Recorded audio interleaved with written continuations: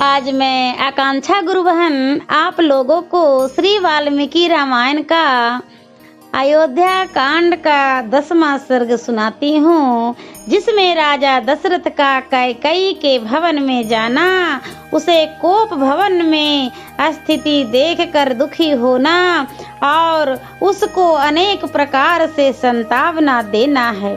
पापिनी कुब्जे ने जब देवी कैकेयी को बहुत उल्टी बातें समझा दी, तब वह विषाक्त बाण से विद्ध हुई किन्नरी के समान धरती पर लौटने लगी। मंथरा के बताए हुए समस्त कार्य को यह बहुत उत्तम है, ऐसा मन ही मन निश्चय करके बातचीत में कुशल भामिनी कैकेयी ने मंथरा से धीरे धीरे अपना सारा मंतव्य बता दिया।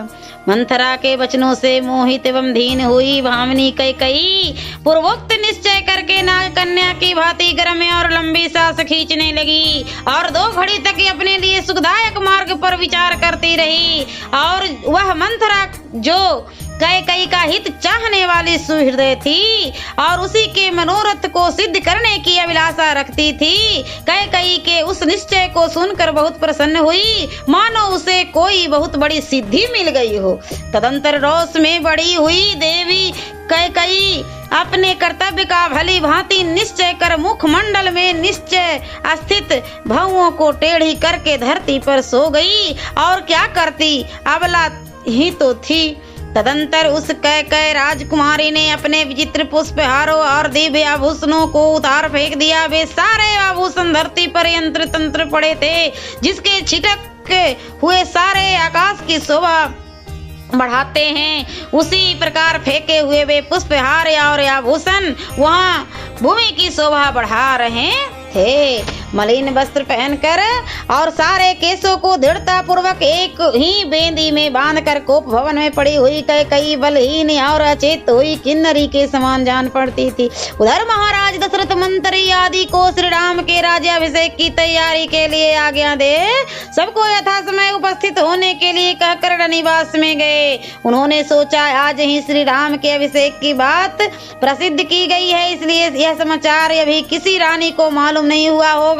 ऐसा विचार कर जितेंद्रिय राजा दशरथ ने अपनी प्यारी रानी को यह प्रिय संवाद सुनाने के लिए अंतःपुर में प्रवेश किया।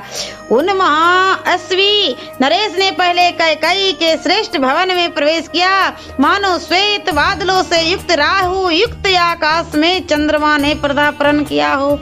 उस भवन में तोते, मोर, कौंच और हंस आदि पक्षी कलरव कर रहे थे। वहाँ वाद्यों का मंधुर घोष गूंज रहा था। बहुत सी कुब्जा और बौनी दासियां भरी हुई थी। चंपा और आकाश से शोभित बहुत से लता भवन और चित्र मंदिर उस महल की शोभा बढ़ा रहे थे।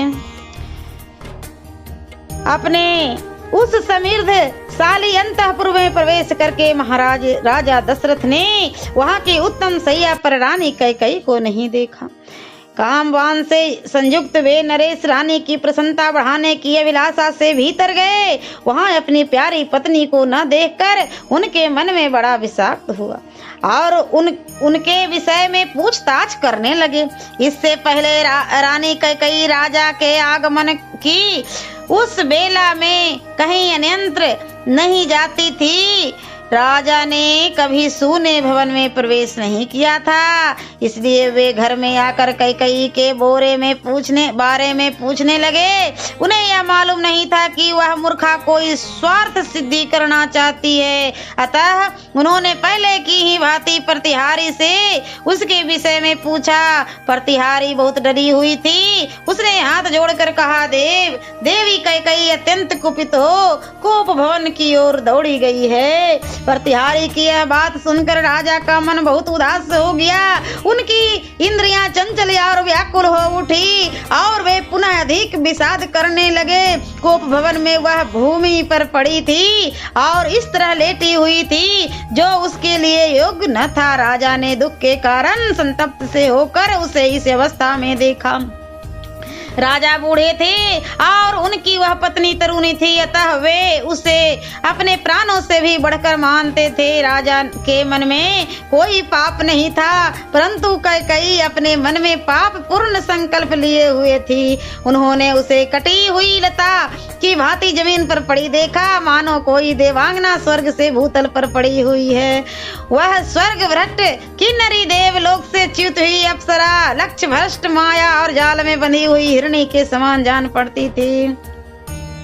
जैसे कोई महाराज गजराज वन में व्याध के द्वारा विस्लिप्त बाणों से विद्ध होकर गिरी हुई अत्यंत दुखित हथनी का स्नेह वश स्पर्श करता है, उस प्रकार कामी राजा दशरथ ने महान दुख में पड़ी हुई कमल नयनी भार्या कैकेयी का स्नेह पूर्वक दोनों हाथों से स्पर्श किया। उस समय उनके मन में सब ओर से यह भय समा गया था कि न जाने यह क्या कहेगी और क्या करेगी।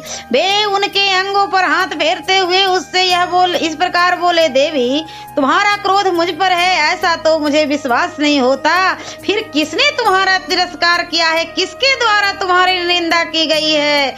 कल्याणी तुम जो इस तरह मुझे दुख देने के लिए धूल में लौट रही हो, इसका क्या कारण है। मेरे चित्त को मत डालने वाली सुंदरी, मेरे मन में तो सदा तुम्हारे कल्याण की ही भावना रहती है, फिर मेरे रहते हुए तुम किस लिए धरती पर सो रही हो। जान पड़ता है तुम्हारे चित्त पर किसी पिशाच ने अधिकार कर लिया है। भामनी तुम्हें अपना रोग बताओ, मेरे यहाँ बहुत से चिकित्सा कुशल वैद्य है जिन्हें मैंने सब प्रकार से संतुष्ट कर रखा है, वे तुम्हें सुखी कर देंगे।